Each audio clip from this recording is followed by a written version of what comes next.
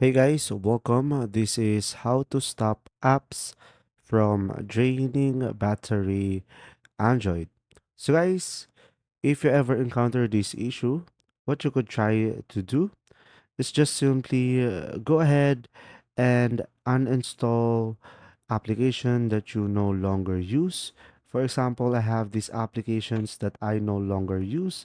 So just simply uninstalling them will save it from draining your battery.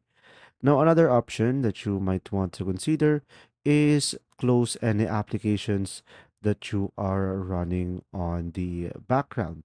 So, for example, I open up the settings, and when I go to the tabs, I have multiple applications open over here. So, guys, from here, just make sure that you have all of the apps closed and no tabs. And another thing is make sure to turn on power mode over here on the notification bar. So guys, you could also search this on the settings. So you could turn the power saving mode to have a better battery lifespan. And there you go. If you found this video helpful, please like and subscribe. And if you have any questions, just simply go ahead and comment down below, and we will do our best to answer them all. And see you in the next video.